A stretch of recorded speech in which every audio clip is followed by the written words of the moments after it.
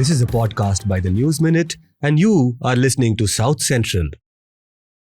Hello and welcome to South Central, a TNM podcast where we put the South at the center. I am Dhanya Rajendran, your host. This podcast comes every Friday, so make sure that South Central is your weekend listen. We're available on YouTube, Apple, Spotify, and other platforms. In this week's episode, we look at the controversy of delimitation and South India. And then we discuss about how Karnataka has declared itself Naxal-Free, what happened and what lies ahead for the movement across states. Joining me in the studio is my co-host and the reporting head of the News Minute, Pooja Prasanna. Hi, Dhanya. Also the host of our very popular show, Let Me Explain. Which drops every Saturday. Yeah. So Friday is South Central and Saturday is Let Me Explain. Also joining us from the studio is our co-host, Leena Reghunath, lawyer and journalist. Hello, Dhanya. Leena has been given special warning to say hello because last episode she actually did not say hello. And sound alive. Yeah, sound alive while saying hello. Joining us from the studio is Mr. Shivasundar. He's a senior journalist and activist, often quoted across media houses, and you would have watched his interview in Watcherism with Sudipta Mondal. Welcome to the show. Hello, Dhanya. And joining us from Hyderabad is Mr. PV Ramesh. He was a former Special Chief Secretary of Andhra Pradesh. But there is an addition. He's a doctor, a retired IS officer, and a freshly minted lawyer. So welcome to the show, Mr. Ramesh. Thank you. Thank you very much. And hello, Dhanya, and hello, Pooja, and good afternoon to fellow panelists. So thank you for having me. So I think it's almost like we end up having two lawyers in South Central without even planning for it. Only now I knew that he's a freshly minted lawyer. Before we go to the show, we celebrated our 11th anniversary last week. We got a lot of wishes.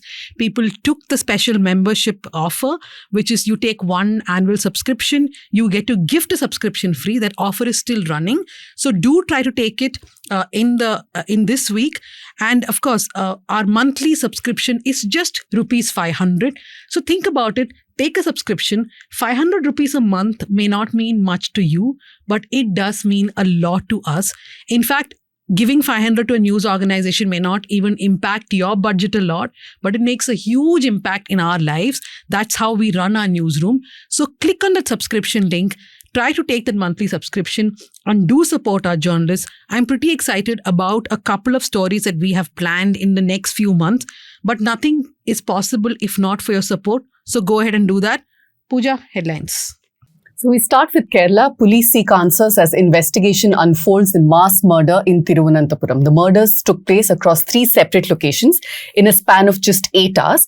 And of course, Kerala and crime, we've seen how, so many bizarre crimes are coming out. But tell us about this one, Dhanya. So this is a case where this 23-year-old, his name is Afan. He has gone and murdered his grandmother, his uncle, his aunt, his friend, his girlfriend, and also his younger brother. So 5 murders in total. He also tried to kill his mother, but she didn't die. This has started a whole conversation about violence within the family, right? And there have been a lot of cases in the recent past, in the last few months in Kerala, where young people have murdered people in their family. And obviously, this is scaring everyone. There is also talk about whether he was under the influence of drugs. There are some news reports which say that an influencer influenced him to do these murders. Police are tight-lipped, understandable. So let's wait for more clarity.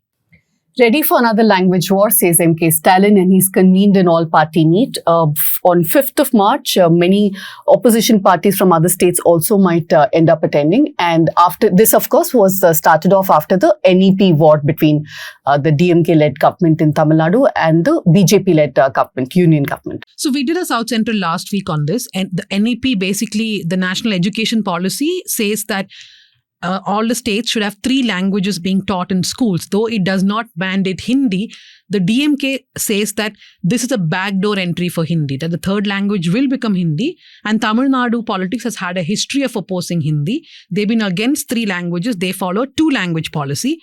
So government is saying that we will not release funds for certain schemes unless you agree to NEP. Therefore, Stalin now says we are ready for the next war on language. Where does Karnataka stand on the language policy, Mr. Karnataka follows 3-language formula right from, say, 1980s. But then Kannada is one of the compulsory language out of the three. At least as a third language, Kannada should be taken as a language. And there was Gokak movement, the very famous Gokak movement, which wanted to make Kannada as a first language, compulsory first language. Then Sanskrit was also actually made equally important as a first language. And No, but what I mean to ask is on the two-language policy, has there Yeah. ever been a debate here that we should there follow has been Tamil a Nadu? debate, yeah. In the civil society, people are always demanding to have a two-language formula. And especially in the last 2 weeks, Kannada mainstream, especially the Kannada progressive groups, are demanding that we should also follow Tamil Nadu formula of two language.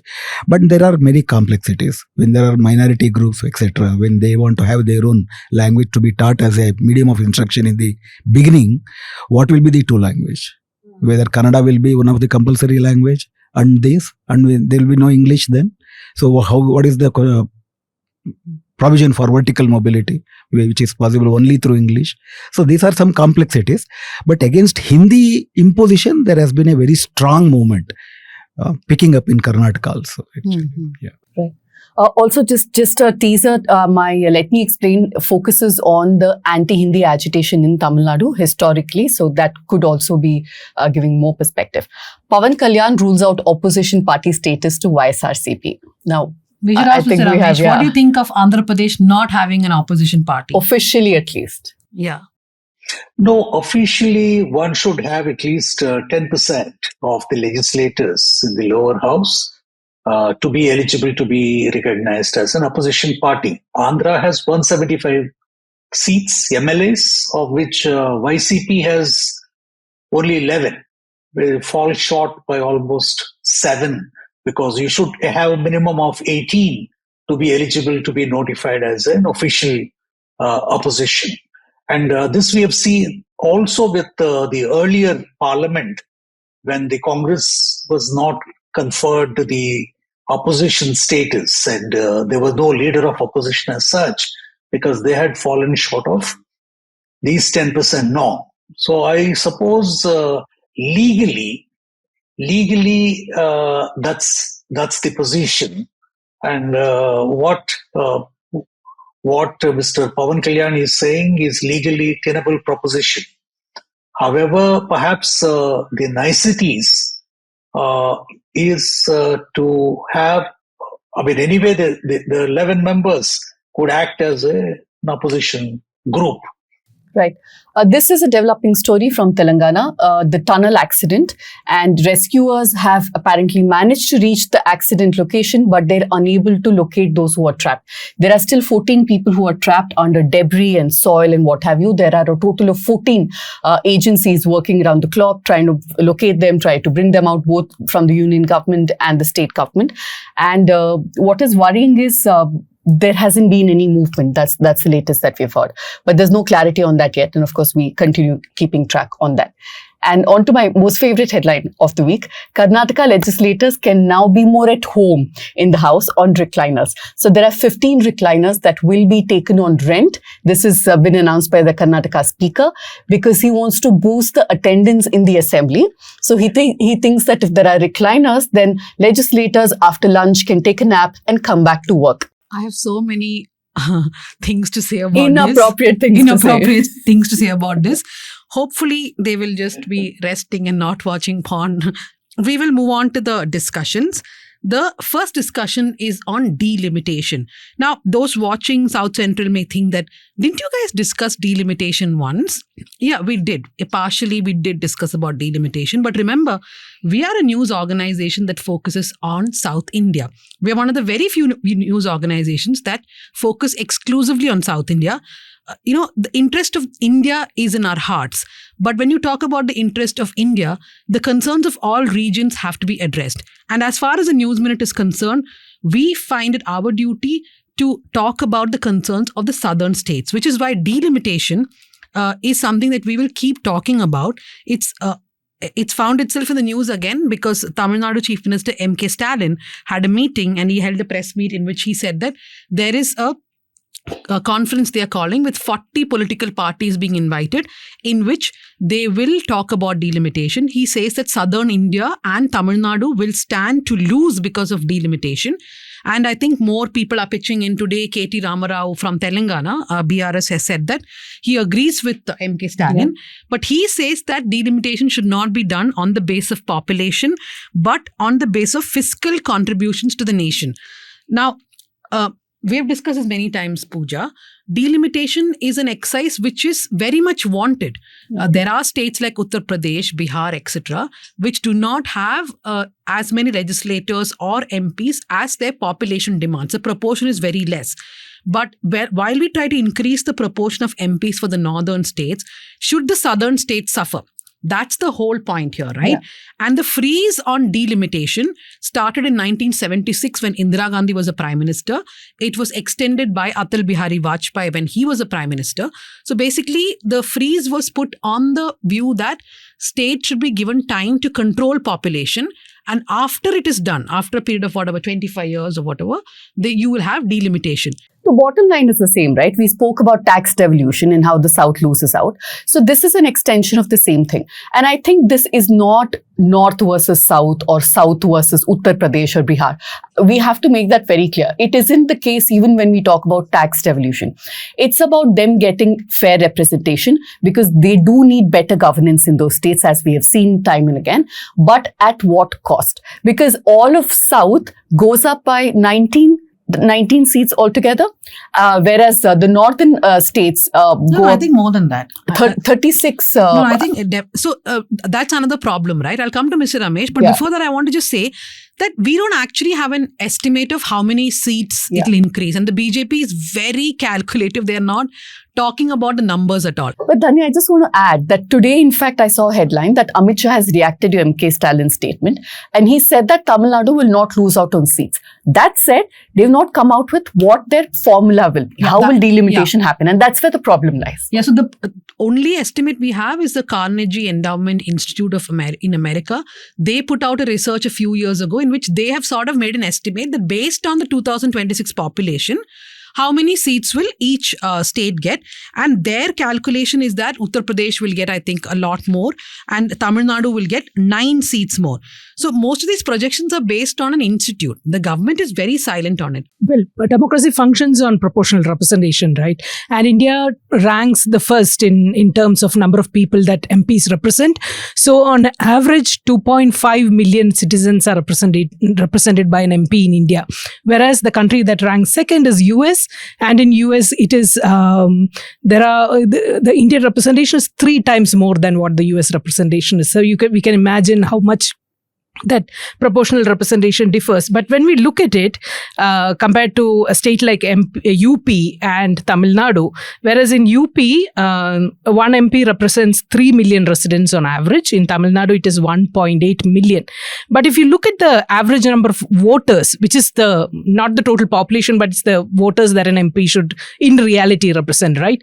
Compared to how many people go to vote, because the voting is higher in South Indian states, almost compared to the average voter that an MP represents in Kerala, in Tamil Nadu and in UP, it's almost same number.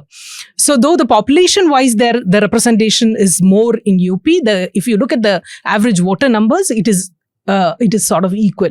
Mr. Ramesh, first thing is that the concern of South India is legitimate, right? I mean, it is also being dismissed saying that, oh no, these are just alarmist concerns. These are just alarmists. There's no need to be so concerned about it. The government will make sure that everybody is represented properly.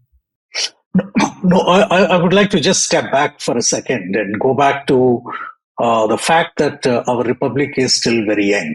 If one looks at the march of the nation states, which really came into existence only a century back, we're just 75 years old. And so we are a very diverse country in every sense of the term, with language, culture, demography.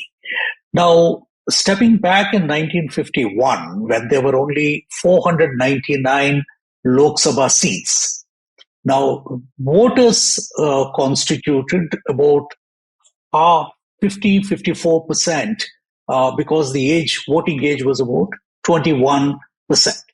Now, in 71, when the next reorganization, when the delimitation really took place, it increased the number to 545. Now, these 46 increase mostly went to the northern and the western Indian states. Now, the important issue really is in the 42nd Amendment in 1976 and the 84th Amendment in 2001 had frozen the population as the 1971 as the basis. And it's really important because the great divergence between the South Indian states and the North Indian states really had started in 70s. And the biggest transformation had been, of course, on the economic front. But what is significant is the demographic dimension. The way that the demographic transition had taken place in this country. Obviously, it's national, but it has happened. Each state has had a different trajectory. And with the South, especially Kerala, Tamil Nadu, taking the lead, where the total fertility rates have significantly fallen. And so consequently, people are living longer. You have greater proportion of the people who are so overall population, if one looks at between 2001 and 2011, the increase over a decadal growth rate in the North India had been about 20%. And whereas in a state like Kerala, it's been about 5 to 6%. So obviously, there are a number of factors that these are intergenerational, taken place over 30, 40 years. So obviously, the states have performed better. There's been a greater prosperity, greater education, and greater women empowerment, greater consciousness about the birth control. So all these things have led to the demographic dynamics being very different between North and South. So even in the North, the fertility rate has come down significantly. Now, I'm saying all this because we need to recognize that there's a huge diversity in this country. So consequently, each state needs to be recognized for what it is. Not really compare, let's say UP, which has nearly 24 crore population and maybe has significantly much higher 14 crore voters, which is twice as much as even West Bengal and Bihar. If you compare with Tamil Nadu, which is about 55 crore, it is about 3 times. So it does not really matter how many citizens the one member of parliament represents. Yes, certainly, the lesser the better, but then it has to be pro rata across the country if it has to be a revision. So I would like to believe that whatever freeze that was imposed for 25 years in 2001 by virtue of 84th Amendment ought to be renewed for another 25 years, by which I would like to believe that there would be a greater demographic stabilization across the country. I would like to believe the way forwards, and particularly given the complexity of our country, the sheer diversity, to freeze the overall number that exists at 545, or if there is a reason to increase the numbers, they should be pro rata, without reference to the population, increase all across the board by 10%, 20%, so that you are representing smaller. Because there are also issues relating to the union territories or even the northeastern states, which has a much smaller population. And coming to what Mr. KTR seemed to have said about fiscal contribution, I think that is a non-starter really, because I do not believe that could be the basis, because this is a dynamic process. It changes from year to year.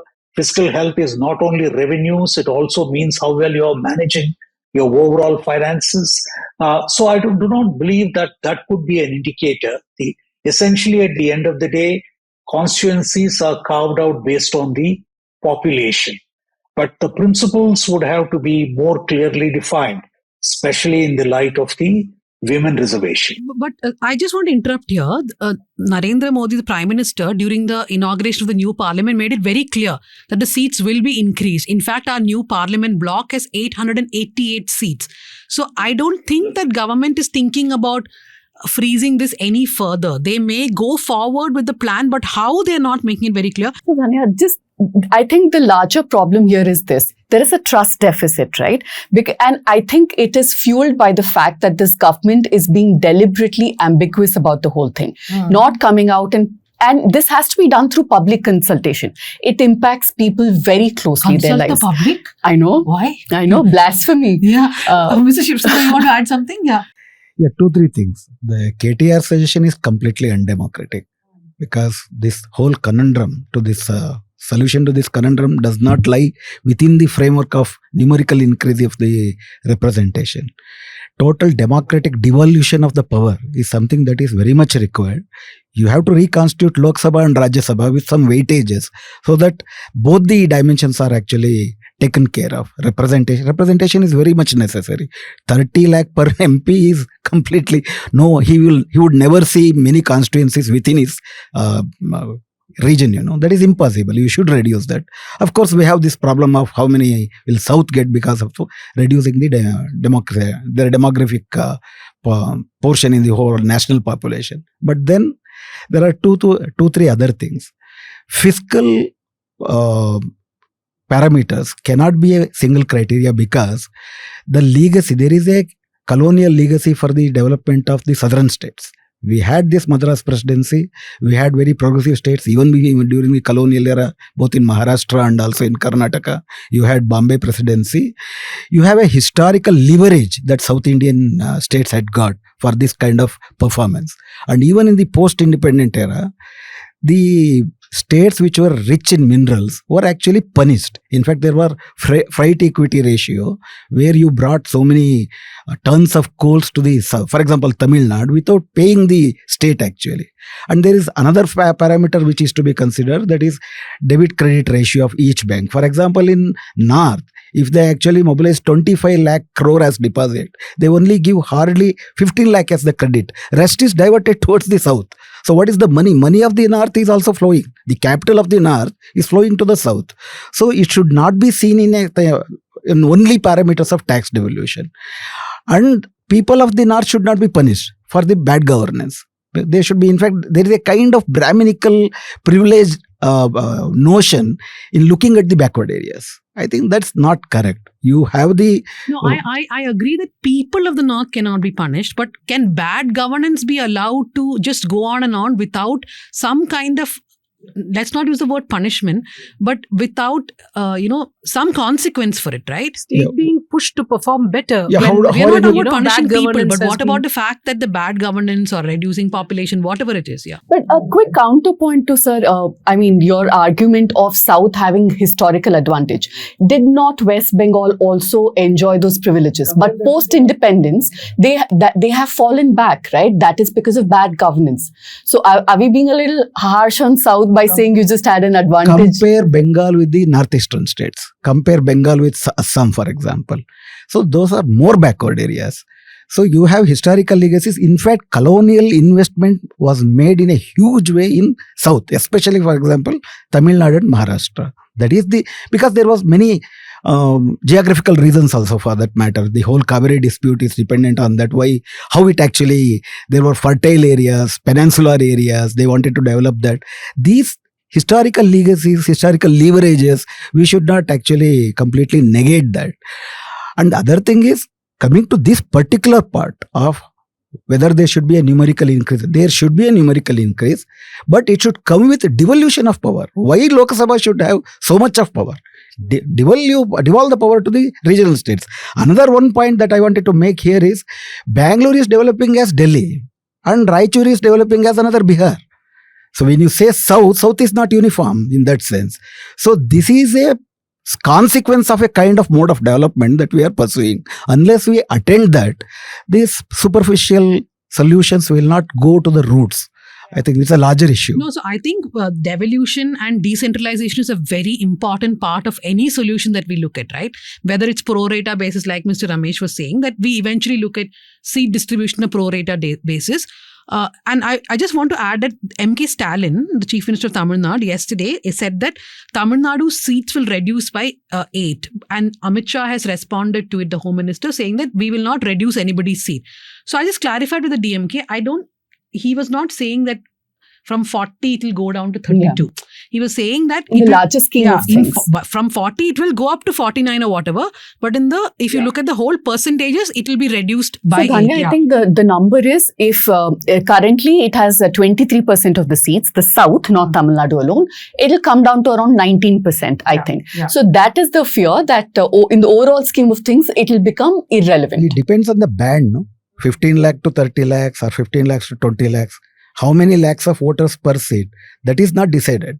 Nothing is decided. Nothing We is don't decided. know what is So decided. Or that's if why we it's are just- decided, we don't know exactly. Mr. Ramesh, so two things. One is what Mr. Shivasundar was saying about the devolution, right? That no solution can move forward without decentralization devolution. And second, I know that you gave a solution of pro rata basis. But what about this other suggestion which has come forward that the Rajya Sabha should act like a US Senate, where you have 2 or 3 Rajya Sabha MPs who are also directly elected, not indirectly elected. And then you have a vote in the Rajya Sabha. So basically a weaker Lok Sabha because devolution has happened, and a Rajya Sabha which acts like a Senate. Let me take the second one first. I mean, in the scheme of constitutional scheme of things, I mean, if one looks at the basic structure of the Constitution, it doesn't follow the American model of the upper house being, like, say, Senate of the United States, has a much bigger say in managing the executive, in oversight, in deciding, than the lower house, which is the Congress, and also because there is a watertight division between the legislature and the executive. So I think the US system is fairly different, though every state, I mean, for example, Delaware or Rhode Island with sort of 500,000 have 2 senators, whereas large states like New York or California with several million people also have 2 senators. So in our context, what happens is, I mean, in the scheme of things, the Rajya Sabha is not seen as superior to that of Lok Sabha, because it's the Lok Sabha majority which determines who forms the political executive, who forms the government. Whether it is in the assembly or in the parliament, it is the lower house that determines the outcome in terms of who gets to rule the state for a period of 5 years normally. Now, that's not the case in the United States. So I believe that even if, let us say, every state has to have, we have 28 states, each one has 10 members. Fundamentally, this would require a change in the way the constitution is structured to position Rajya Sabha as a super body which has a much greater say in the governance of the nation. So I do not believe in the scheme of things, I mean, especially considering the basic structure of the constitution which envisions lower house of the parliament, I mean, that is the Lok Sabha, because all the money bills, they get introduced, they get passed in Lok Sabha, they don't go to Rajya Sabha. So the Lok Sabha actually, and then whoever has the majority gets to be the prime minister. So this is the way that the scheme of governance that has been positioned in India. So I do not believe that the upper house can suddenly be transformed on the lines of the US Senate. This would require fundamentally a restructuring, reconfiguring, amending the constitution. So this would means a change in the basic structure of the constitution, which I do not believe would be legally tenable. Now, coming next to the decentralization, now, I mean, we all know very clearly, Schedule 7 very clearly defines what's the union, what's state, and what are the concurrent subjects. And Indian Constitution is one of those which provides a concurrent jurisdiction to both the federal government, central government, and the state government. So, in that sense, the states have been given reasonable authority, responsibility, accountability to govern themselves within their sphere. Now, I believe that the states are not doing their bit, and obviously there's a wide variation also comes, not only because of what the central government does, but also because what the state governments do or do not do. I believe the bigger problem is the subdevolution from the state level, especially to the urban local bodies. I mean, let's leave the rural areas out beyond for a little while. Other than in Kerala and to some extent in Karnataka, a genuine decentralization of Panchayat Raj bodies has not taken place. Now, but considering the fact that the real growth is taking place in the urban areas, there's an urbanization, there's a demographic transition from rural to urban. The urban governance is virtually a mess across the country. We don't have institutions, we don't have the capacity to manage, we don't have the systems, and more important, the resources required, because the state governments, the chief ministers, do not want to decentralize neither the authority nor the fiscal autonomy. Now, unless this aspect, I mean, this does not require constitutional amendment. You already have the 73rd, 74th amendments, which actually mandates the state governments. I think what it really requires is an institutional reordering in order for it to be effective. So overall, what I would like to believe, and a third point I would like to make, taking off from what my co-panelist has said, is that, you see, if you look at the historical evolution from the colonial era, I mean, we would virtually, all prime minister included, chief ministers, were all born after independence.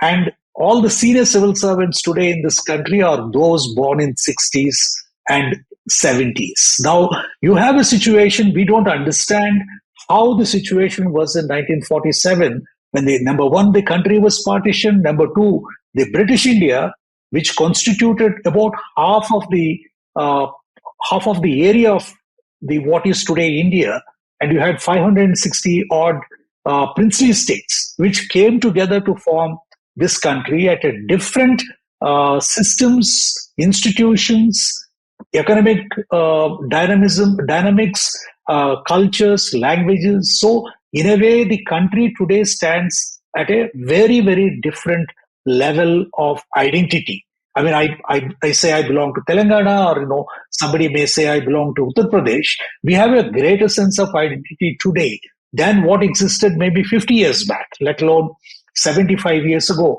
So in this context, I mean, even if one takes the South, till about 1970s, the per capita income, if one takes statewide, it's almost similar in the South, though there are differences in regions within the intrastate differences. And the West, and the West had always been the Tamil Nadu, the Maharashtra, Gujarat, slightly had another edge, and so did Tamil Nadu. But the rest of the country broadly was at the same level. The great divergence, both in demographic sense and in economic sense, had started sometime in 70s.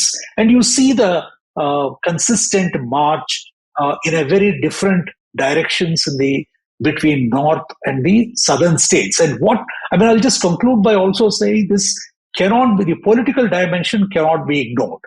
I mean, the South today, barring Andhra Pradesh, where there is a coalition between BJP and the regional parties, generally the South India is opposition held, or those who are opposed to BJP. Whereas the North Indian states is virtually entirely ruled by, other than Jharkhand and Himachal, is entirely held by BJP. Now, so there is a genuine anxiety which is articulated by Mr. Stalin that perhaps it would be disadvantageous to the South if they were simply arbitrary increase based on simple arithmetic of population. So let's have one MP for every 10 lakh population, 1 million. So this would completely alter the political authority that the South Indian states have. This will completely disempower for very, very, very long time to come, because you would not be able to make any changes significantly. So this has the seeds, in my view, of great tragedy that could unfold, say 50 years later, when some of us may not be around. But this is how problems are rooted. And I really salute those who had the sagacity, foresight to see that this demographic anxiety could be accentuated, and brought in 1976 the 42nd Amendment, and in 2001 the 84th Amendment that had frozen the architecture. So to believe that merely increasing the number of MPs would change somehow, would be a magic, I think is quite facetious. Because let me say why. Because with the influence of money power, the power of the primordial loyalties of religion, caste playing overwhelming role across the country in elections, and the money with the contractors, with liquor barons, with the mining warlords becoming now the politicians. It doesn't matter whether you have 20 or 10.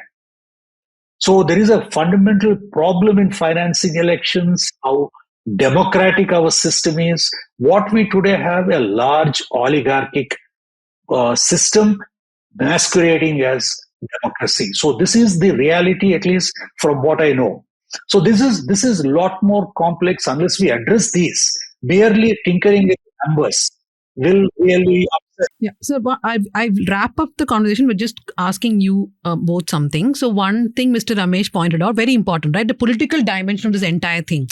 The fear is that if the numbers are increased, the BJP will continue to win these states, the northern states, and they will continue to form the government. Could I quickly put that in perspective? The southern states have around 150 seats, of which BJP currently holds just around 30 of them. So essentially what they're doing is, because we're not able to make inroads, we'll do away with the relevance of the South. It's a very myopic view, which could have repercussions for the next few decades, and the people of the South will suffer. Yeah. Leena, you want to add something to that? No, I think we are being very fatalistic when we sometimes ascribe that more number of MPs to North would mean more seat to BJP. Who knows what proportional representation and active democratic movements can produce from those places? Because the sudden I have no idea where this just came from. Yes, we are being fatalistic. Look, Doomsday conspiracy. Gujarat, now that we remember only Modi, is also the state that gave us Gandhi and Patel, right? So any place can produce visionaries and leaders who can change the course of the country and the history of this nation. So I'm to say that that this will definitely go to BJP. I don't think that. But that's the fear. That is a genuine fear. Even that's fatalistic. I don't go to that rhetoric anyway, but you cannot stop a political dynamics by putting a numerical upper limit, On the corollary, the South is heading towards the right wing. That's what I actually been studying in the South. The Communist Kerala, the Naxalite Andhra Pradesh, the Lohite Karnataka, the Christian Northeast, every part of the region, they are actually bombasting with their own strategies.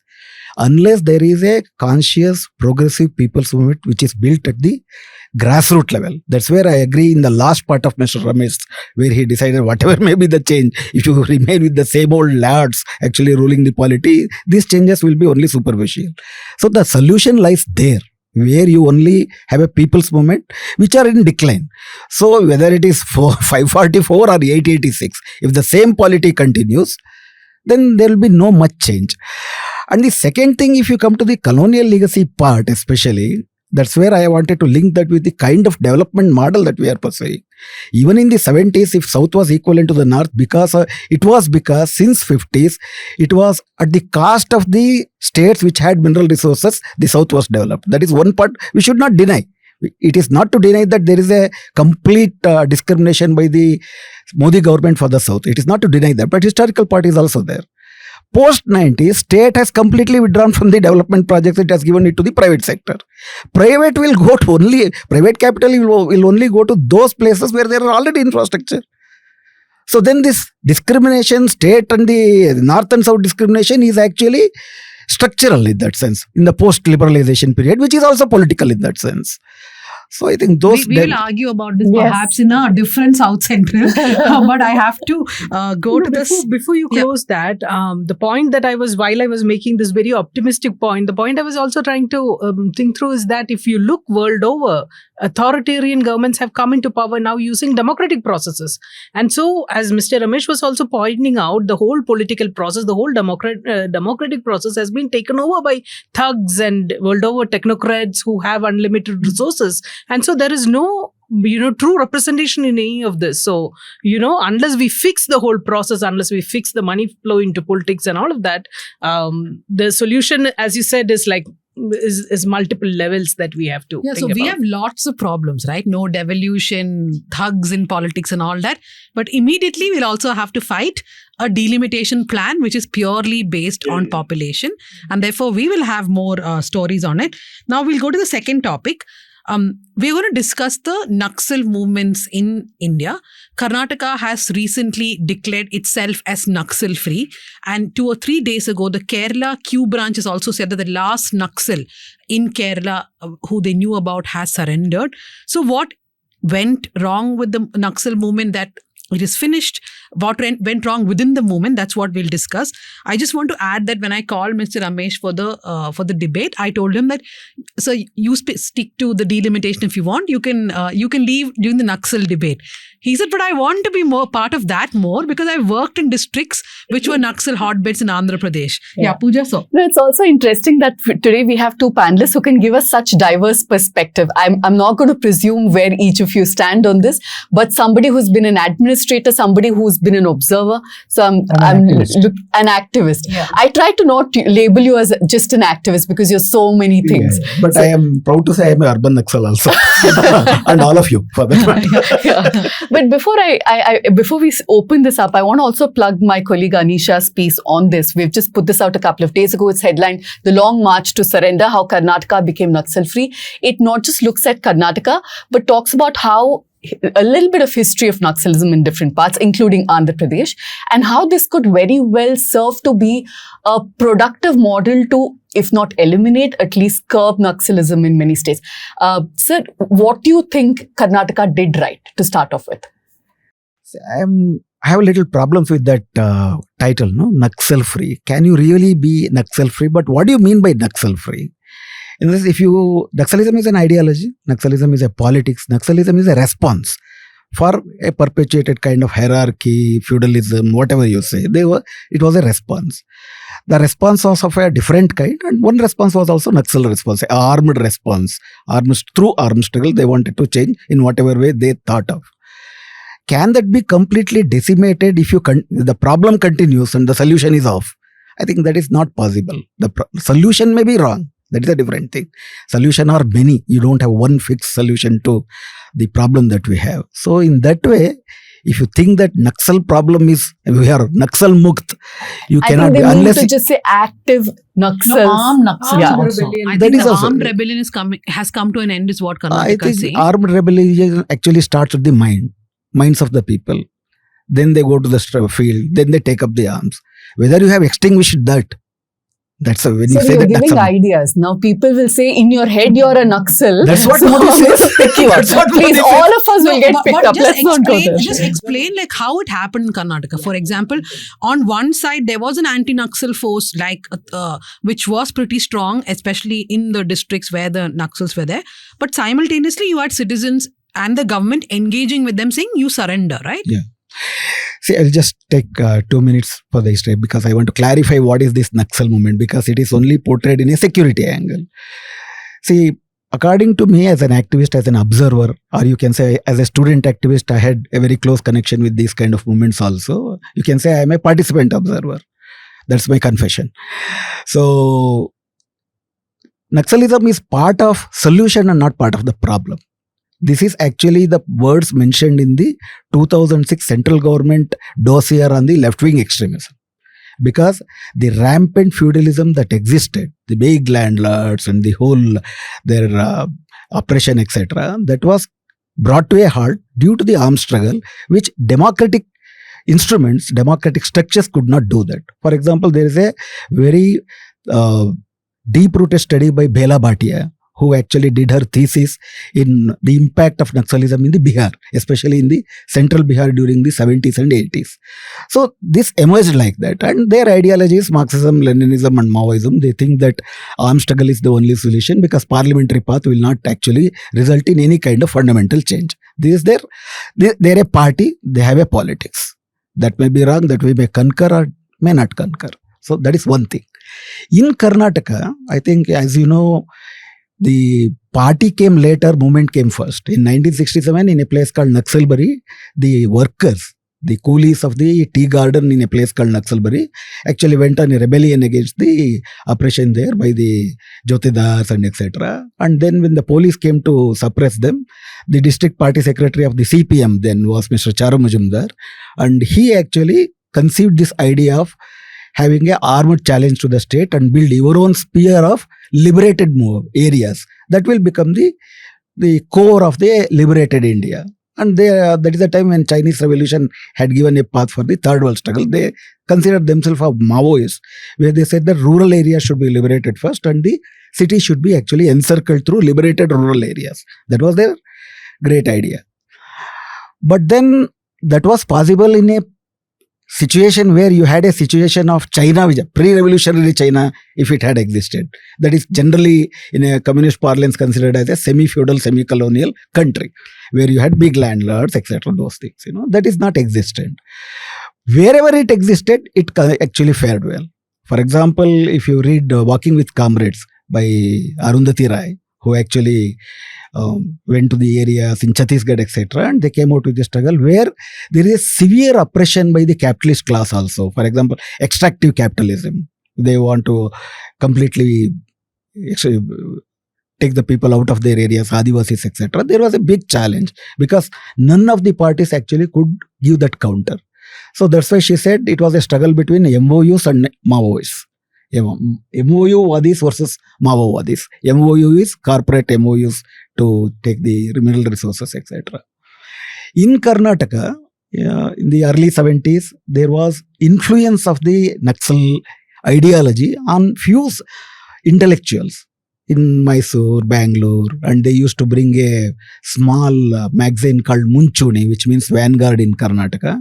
But then it did not actually took a grassroots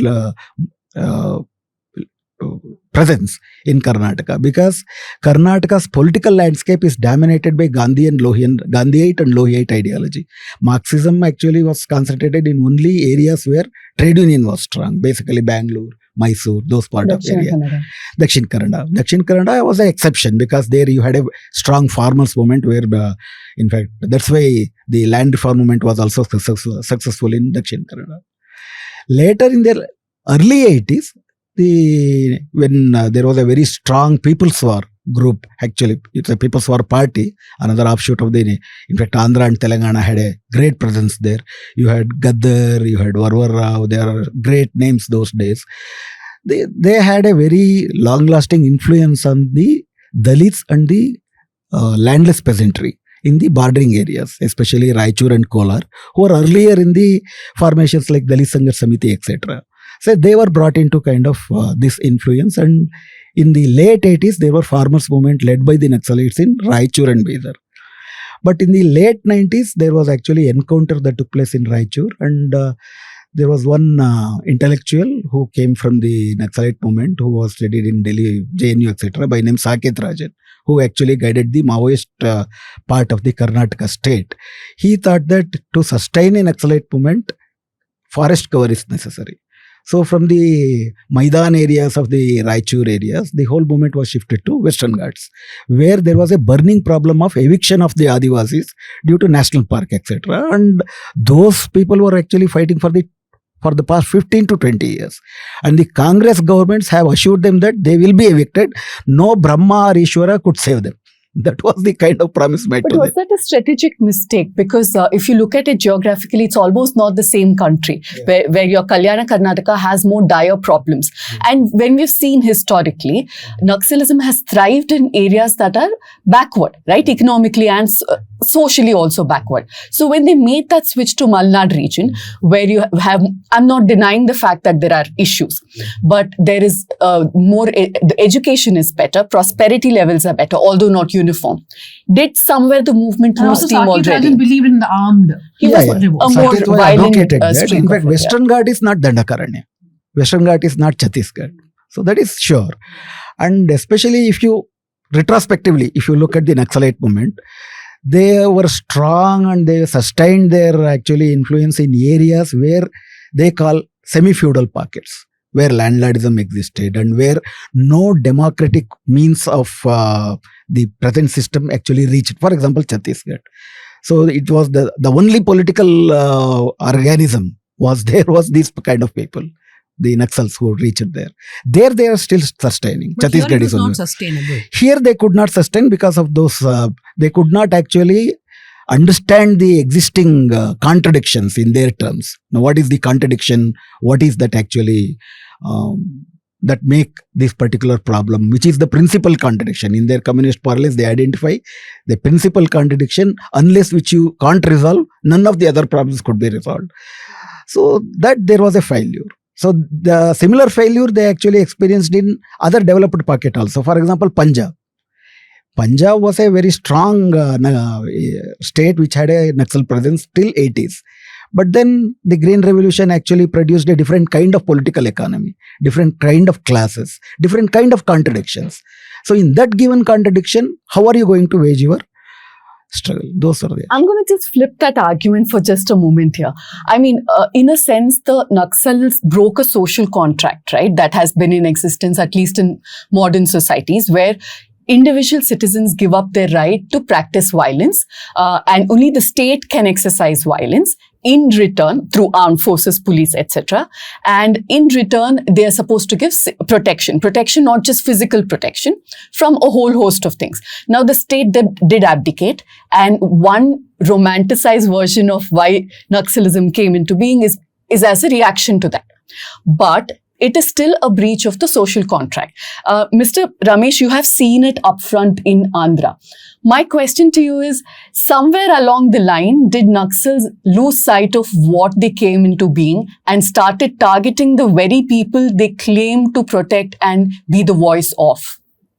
Yes, I mean, there had been the Andhra, which includes Andhra, Telangana, because I worked mostly in Telangana in 80s and 90s when the People's War was very, very active. And that was the only political movement that actually existed, because the political process in some of these districts had withdrawn completely. I think, I mean, when I look back at 80s and 90s when I was working in these areas, and I was shocked by the inability of the state to have engineered the type of transformation it pronounced it would, either by virtue of the contract, I mean, the social contract that the Constitution had promised, or slew of legislative measures like zamindari abolition, the protected tenant protection, this agriculture surplus land ceilings, are fundamental structural challenges merely in the feudal architecture that characterized Telangana, which I believe actually sort of gave a major impetus to this idea of an armed struggle. Since it was a rural context, unlike say West Bengal, it really drew inspiration more from the Maoist movement than the classic the Leninist ideas. So the whole strategy, perhaps, I mean, to overthrow the government was certainly unconstitutional. It was certainly not acceptable in a civilized society. But what perhaps was what from their perspective, what they had not bargained, in my view, had 2-3 things have happened. The one is, of course, I mean, the collapse of the USSR as sort of idea, as an ideal, as an inspiration for the sort of communist utopia that people thought was possible, and Chinese own movement away from the classic Maoism to more capitalist mode of production. So that happened. The second is India's own embracement of this whole neoliberal ideology, its very decisive political consensus that shifted the axis to the right. The third, more important, is that the adaptability of the feudal system to sort of to adopt themselves. I mean, in fact, I know myself, I mean, how much the political economy of Telangana had transformed because of Naxalism. I mean, all the landlords had quickly sold their lands and villages at a fraction of the cost. And they invested that money in Hyderabad and Hyderabad areas, and which actually gave a major impetus to real estate in Hyderabad, the industrialization. In fact, many of those people now tell me, sir, we are really good that there was Naxalites and all of you, pressurized us to move out of the villages, and now we've done very well for ourselves. Otherwise, we would have still been stuck in the villages. So I think there's been a major transformation, and the ability of the sort of a feudal class or the class to adopt themselves to the emerging neoliberal ideals and the opportunities. I think that had a third dimension. The fourth most important is the state's own ability to really enforce its will. And at least 40% of the police force, forget the paramilitaries who are deployed in the areas, but just 40% of the overall police force in the form of whether you call them the special task force, the octopus, the greyhounds. So they were completely deployed only on either collecting intelligence or infiltrating or eliminating or fighting the Naxals. So what I would like to believe is we have reached a stage in history, at least in South India, these 5 states, I mean, whether the ideas have disappeared, whether the ideals have disappeared, or whether the objective socio-economic conditions have undergone a transformation is discussion and debate for another day. But what remains today is that the state has enough authority, capacity, capability to control and contain any of these so-called violent efforts to overthrow the government through revolutionary violent means.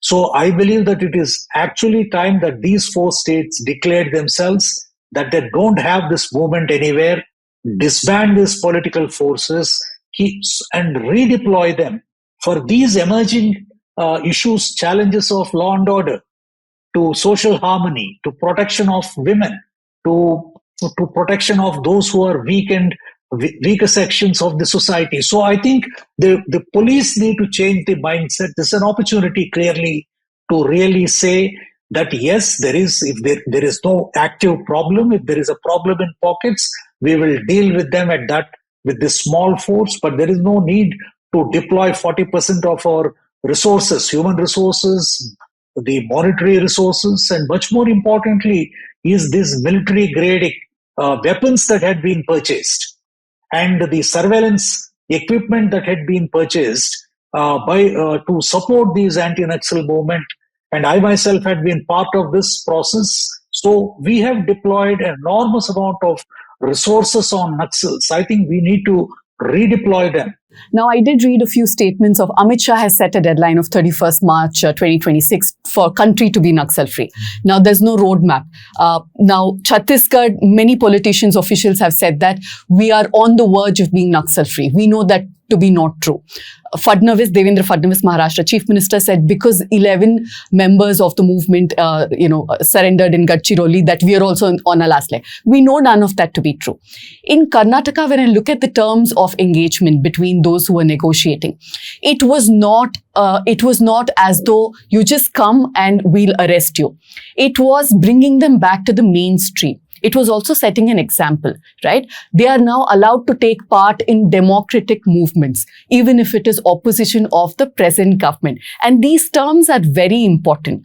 Now, my question to you, sir, is how much of a role does a chief minister like Siddaramaiah, who's engaged with them for 10, 15 years now, at the risk of being called Urban Naxal. Not just urban Naxal, but a spokesperson for Siddaramaiah. Yeah. I want to ask you this because this doesn't happen overnight. This is effort of over a decade.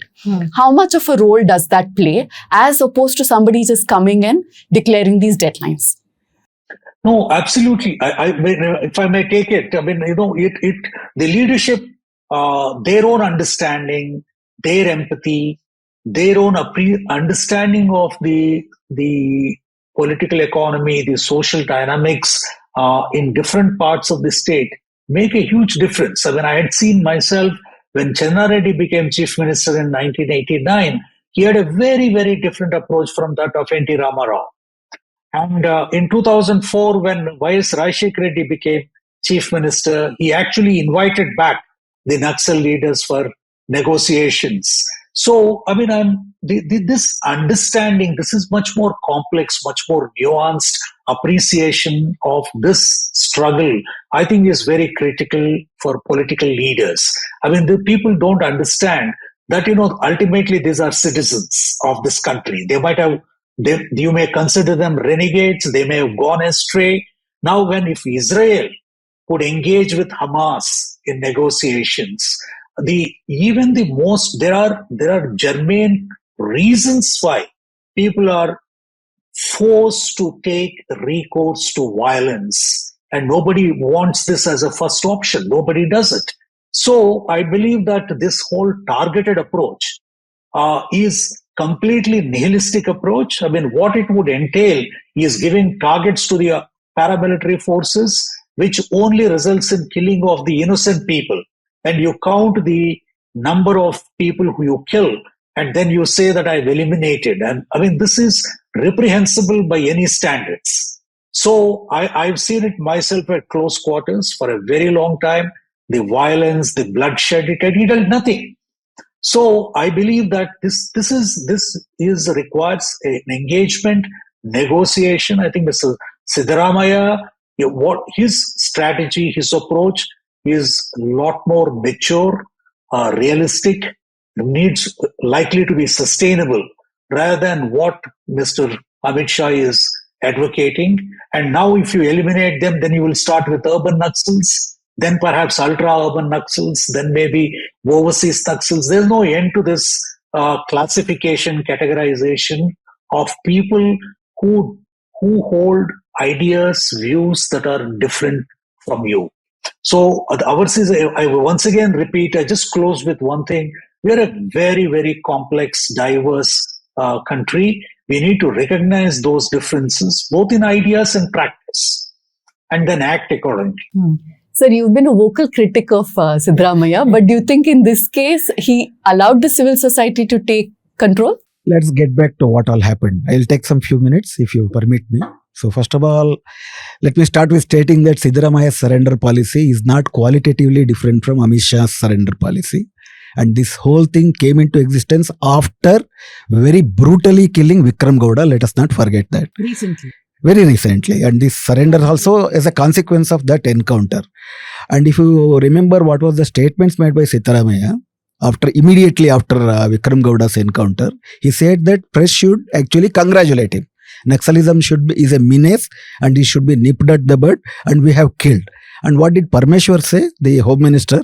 He said that if we had not fired at him, he would have fired at us. And he is admitting openly that he did not fire. It's an extrajudicial killing. It was an extrajudicial killing, and the Congress government celebrated that. And I was part of a civil society initiative which actually engaged in bringing out the first surrenderies like Noor Sridhar and also Sirmani Nagaraj, the first 2% to surface, actually come out of the underground life in the Siddaramaiah's surrender policy. And the first Siddaramaiah government. First Siddaramaiah government, 2013 to 2018, I, Gauri Lankesh, Doreswamy and A.K. Subbaiah, we were actually negotiating with the government. And I was part and parcel of the whole changing of the title. The title is facilitating the return of Naxalites. Essence is what? Surrendering to the rule of law. That is the essence. And there will be no excuse if there are heinous crimes committed by the Naxalites. And it is the court of law, we should give them any bail or anything like that. To give you one example, there is one Kanyakumari who was the last woman to surrender during the time of Gauri Lankesh. She surrendered in July and Gauri Lankesh was assassinated in September. She is still in jail. She had 80 cases, out of which 40 cases were in Karnataka and 40 were in Kerala. Still, in other 3 cases, she has to actually take bail. And among those people who are actually surrendered, Mundagaru Lata, one of the senior comrade of that group, has 80 cases on her. And the government is not going to withdraw the cases. That is part of the surrender policy. Let us not be very romantic about it. And it is the state. As you said, the contract, etc. They think that they are revolutionaries and they are making a revolution. Revolution is to break the status quo. You can't expect them to abide because they think that this status quo is actually perpetuating the oppression. So you have to have a different regime that should establish. You have to break that. If you break that, you will have to face the consequences. But can the state actually give more leeway saying that we will not pursue the cases? The state obviously has to say that we will pursue the case. In fact, right? that's what Mr. Ramesh was suggesting. In fact, I completely agree with Ramesh. If you are a democratic state, your investment should be not on the repressive structures. Your investment should be in the areas where Naxalism will not be necessary. But think But that practically is as a politician. Yeah. Even for this much, Siddaramaiah is getting criticized. Why would he go the extra mile of saying He that I will will put never. back He the didn't cases? go. That's what I am trying to say. He didn't go. Yeah, he In won't fact, go he also. killed. Yeah, that's why. But the aura around which this policy and aura around Siddaramaiah that he actually But is different. Aura which is Because being May perpetuated. I- may I defend my one- position? and I will just actually add one more thing because he actually congratulated Amit Shah also. Let me be on record saying that it is necessary to see India Naxal-free, and Congress governments never opposed Amit Shah's policies. For example, Salwa Judum in Chhattisgarh. Salwa Judum is the creation of both Congress and BJP, and Chidambaram's Operation Greenland. And that Mahendra Karma was a Congress activist. He became a BJP No, member. let me also add here, because you said this, even in delimitation, Yeah. Shashi Tharoor is one of the few Congress leaders who have been consistently talking about it. But the Congress as a party Yeah. does not talk too much about delimitation because, like Leena said, they also may be hoping that even if the numbers increase at some point of time, we will win over the northern Congress states. is party in EWS, Congress in party in Green Revolution, and so many other But things. may I Pooja will be the defend, last word, yes, yeah. my position? I am making a differentiation between Siddaramaiah and Congress. That's my first contention. Yeah, yeah. Second thing, there is a certain rule of law. As Yeah. a chief minister, you can only accommodate them to a certain extent. Now, Yeah. it is, I don't know how legal it would be for him to say we'll waive off all It's not charges, possible. number one, right? That's it. But what he did, and I'm going by something that Noor Sridhar himself has said in an interview to Anisha, that they were waiting for Siddaramaiah to come to power because in the previous government of Bommai, they didn't trust the government enough to have a negotiation, a conversation even. So it isn't about what he's done different from Amit Shah legally. It is about a certain trust and allowing the civil society. Do you think a Gauri Lankesh would have worked with a Bommai or a Doreswamy would have worked with a Bommai government or Yediyurappa for that matter, right? Okay.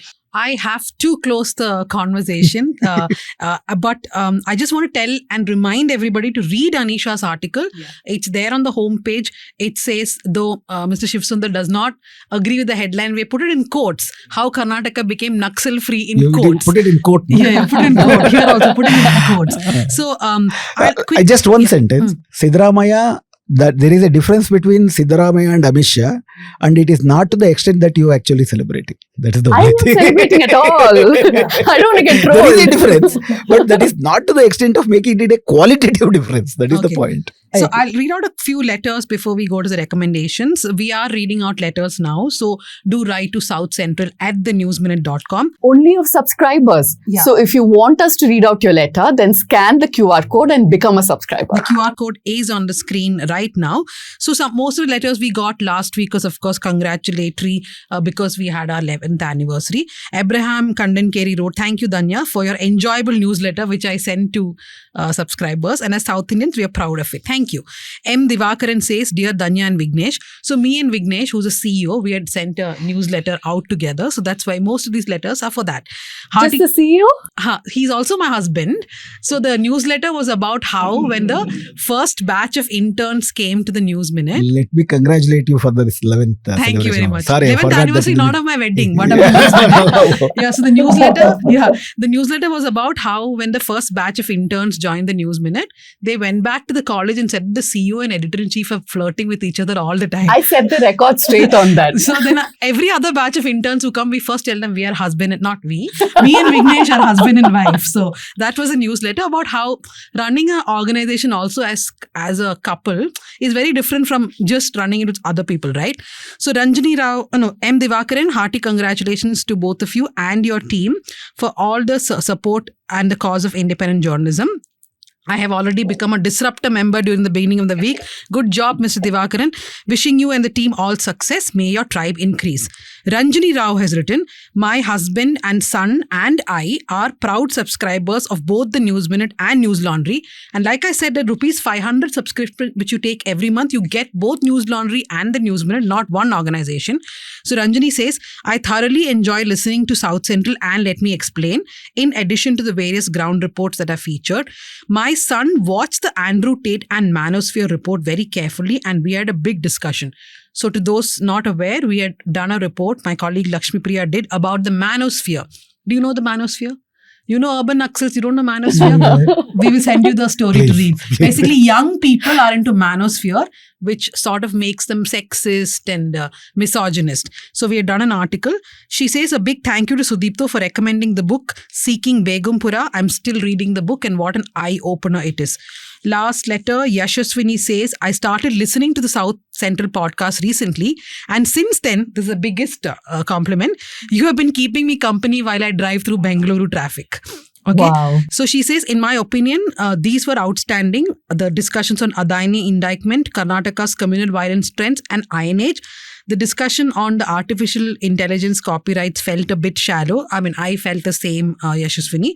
Lastly, happy birthday. After following TNM on Instagram, I finally bought a subscription. Thank you for that. Thank you for all the letters. Do write to us at southcentral@thenewsminute.com. Now we'll go to the recommendations. But I want to just tell you something, that when this video comes on YouTube or it's on Apple, on Spotify, we have the recommendation tab. There's an Excel sheet in which every person's recommendation every week, whether it's a book, a series, it's all put together by producer Bhuvan. So you can click on that. Whatever has been recommended, it's all there. We'll start with you, Pooja. Yeah, I want to recommend an 8.5 minute speech by Jane Fonda. This is when she was accepting the Lifetime Award at the Actors Guild. And I love that woman anyway, but I got goosebumps because at 87, the spirit that she has to stand up and be heard, I think we could all learn from that. But in continuation of that, fun watch, Grace and Frankie. It's a series featuring Jane Fonda. It's amazing. Though it is light, it's supposed to be comedy and drama, but it's a great watch, yeah. Mr. Ramesh, what is your recommendation? Let me recommend few books, because I've been reading. I read 4-5 books at a time, and I am halfway through these books. And first there are 2 books on, because since artificial intelligence is the flavor, so there are 2 books which are complementary and which I think one should read. One is called Co-Intelligence by Ethan Mollick. It's very practical, and also it demystifies artificial intelligence and puts it in a way that is meaningful, substantive, practical, and applicable. So the twin to this is the one by Mr. Kissinger, late Kissinger, Craig Bundy, and Eric Schmidt. It's called Genesis. This again looks at it from a macro picture. This is more technical. This is a lot more, this more nuanced, covers a wide range of issues. So these are the 2 books, and there's another book which I believe is a must read. It's called Invisible Doctrine. Invisible Doctrine, The Secret History of Neoliberalism by George Monbiot and Peter Hutchinson.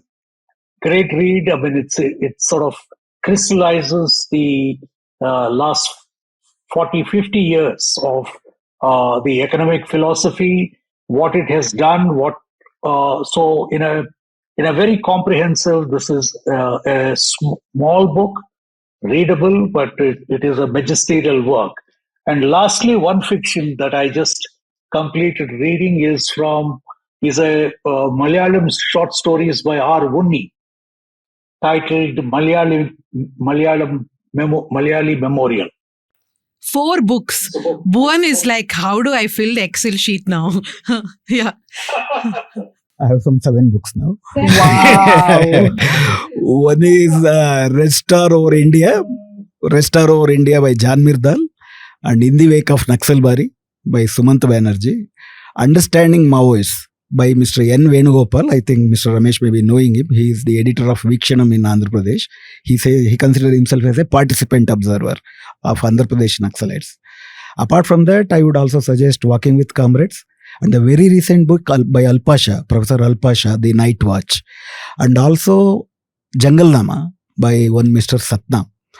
Apart from these two books, I consider as a very important reading. One is I Was on the Hit List by Mr. Rollo Romig of New York Times about Gauri Lankesh. Just released. Her evolution into a activist journalism, and also you have Naxal part also in that. And another important compulsory reading are two. One is Iconoclast by Anant Eltumde. Another important thing, old book Kairlanji, which exposes the political economy of the post-independent state. You will have to send the links for all That's these a full books now. library. Yeah. I'm also just reading Rollo Romig's book on Gauri Lankesh. Leena, do not give 7 books. No, just one piece. This is what I wanted to recommend even last week. This is Caravan's latest report on the Poonch violence, torture, killing of civilians by 2 generals. It's called From Where the Orders Came by Jatinder Kaur. So the first edition of this report is what resulted in the government taking it down. Yeah. The government told Caravan to delete it. Okay, so since everybody has given heavy books, for the first time I'm going to give a series as a recommendation. Yes. And the fact that I don't watch much will be very evident from this because this is some 2016 series. It's called The Fall. It's a serial killer series. I love serial killer series. So this actually... I'm scared for my life. Yeah. So I don't know if it's available in India anymore, but it's really a binge watch worthy series. So if possible, do watch it. So that's all for this week. Too many recommendations, but remember, all the recommendations are there on the Excel sheet. You can go read it, buy those books, and do try to read and tell us what you thought about those books. Maybe you don't agree with some of these books, that they're actually great. Yeah. So thank you very much. Thank you, Bhuvan, the producer of South Central. Thank you, Jasim, Dharani, and Maria Teresa Raju. And thank you for joining.